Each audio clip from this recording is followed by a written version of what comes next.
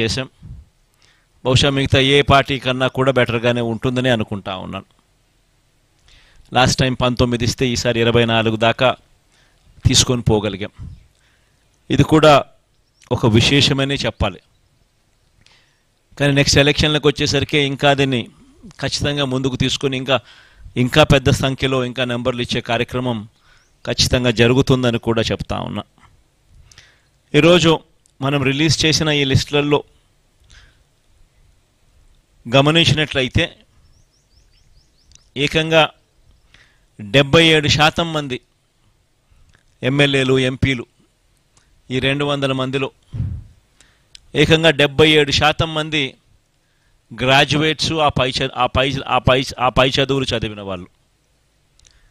ఎమ్మెల్యేలకు సంబంధించి 175 మంది ఎమ్మెల్యేలకు గాను 75% గ్రాడ్యుయేట్స్ ఆ పై చదువులు చదవగలిగిన వాళ్ళు మనం ఎంపిక చేయగలిగాము అని కూడా చెప్పడానికి కూడా సంతోషపడతా ఉన్నా. మైనారిటీస్కి కూడా ఇంతకుముందు 5 స్థానాలు ఇస్తే ఇవాళ 7 స్థానాలతో మైనారిటీ సంఖ్యను కూడా బాగా పెంచగలిగినామని చెప్పడానికి కూడా సంతోషపడతా ఉన్నా. మొత్తం మీద 50% నా అని పిలుచుకుంటూ ఎస్సీ ఎస్టీ బీసీ మైనారిటీలకు ఇవ్వడం అన్నది చరిత్రలో నిలిచిపోయే ఘట్టంగా మరొకసారి చెబుతూ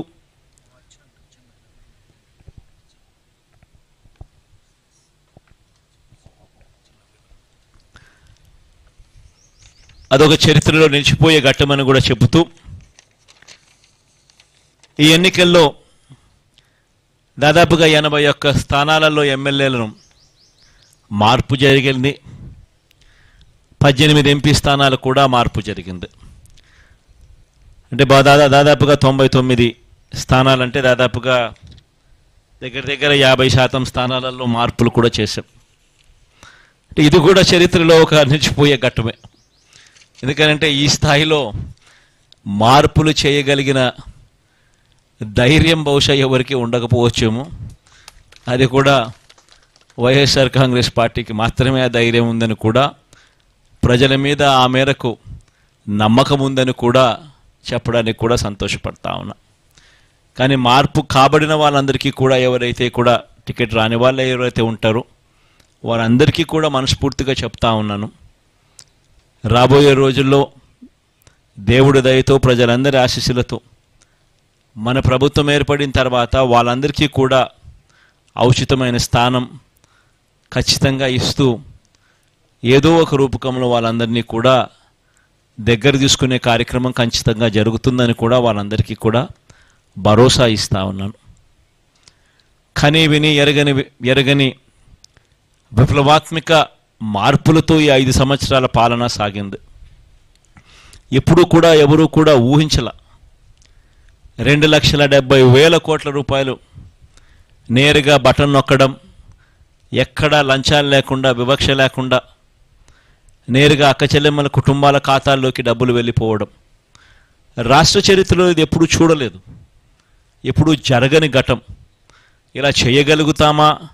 లంచాలు లేకుండా ఇవ్వడం సాధ్యమేనా? వివక్ష లేకుండా అసలు ఇవ్వగలుగుతారా అనే పరిస్థితి నుంచి కాదు, ఇది సాధ్యమే అని ఈ 5 సంవత్సరాల పరిపాలనలో ఎప్పుడు చూడని విధంగా గ్రామ స్థాయిలోనే గ్రామ సచివాలయాలను తీసుకొని రావడం, గ్రామ స్థాయిలోనే ప్రతి 50-60 ఇళ్లకు ఒక వాలంటీర్ వ్యవస్థ తీసుకొని రావడం, వీటి అన్నిటి ద్వారా పారదర్శకంగా లంచాలు లేని వ్యవస్థ, వివక్షకు చోటు లేని వ్యవస్థ ద్వారా 2,70,000 కోట్ల రూపాయలు అక్క చెల్లెమ్మల కుటుంబాల ఖాతాల్లోకి వేయడం అన్నది దేశ చరిత్రలో సువర్ణ అక్షరాలతో ఎప్పటికీ కూడా లిఖించతగ్గ విషయంగా ఎప్పటికీ కూడా గుర్తుండిపోతుంది.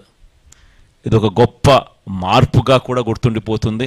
రాష్ట్రంలో ఎప్పుడూ జరగని విధంగా జరిగింది. ఇవి ఒకటే కాకుండా గ్రామాలు మారాయి, గ్రామాలలో పరిస్థితులు మారాయి, స్కూళ్ళు బాగుపడ్డాయి, హాస్పిటళ్ళు బాగుపడ్డాయి ఎప్పుడూ చూడని విధంగా. వ్యవసాయం బాగుపడింది ఎప్పుడూ జరగని విధంగా, మహిళలకు విమెన్ ఎంపవర్మెంట్ ఎప్పుడూ కూడా జరగని విధంగా, కంటికి కనిపించే విధంగా మార్పులు చోటు చేసుకుంటూ విమెన్ ఎంపవర్మెంట్ జరిగింది. సామాజిక న్యాయం అన్నది మాటలకు కాదు, మొట్టమొదటిసారిగా సాధ్యమే అని చెప్పి చేయించిన ప్రభుత్వం, చేసి చూపించిన ప్రభుత్వంగా ఈరోజు వైఎస్ఆర్ కాంగ్రెస్ పార్టీ ప్రభుత్వం నిలబడగలిగింది అని కూడా చెప్పడానికి గర్వపడతా ఉన్నా. వీటన్నిటి వల్ల కూడా ప్రస్ఫుటమైన మార్పులు ప్రతి గ్రామంలోనూ కనిపిస్తూ ఉన్నాయి. ఈ మార్పులన్నిటి వల్ల దేవుడు ఆశీస్సులతో మళ్ళీ 2-3 నెలల్లో మళ్ళీ ఖచ్చితంగా ప్రమాణ స్వీకారం చేస్తాం. సామాజిక న్యాయం అన్నది ఇంకా గొప్ప స్థాయిలోకి తీసుకొని పోయే అడుగులు కూడా వేస్తామని కూడా ఈ సందర్భంగా చెబుతూ అందరితో కూడా సెలవు తీసుకుంటా ఉన్నాను.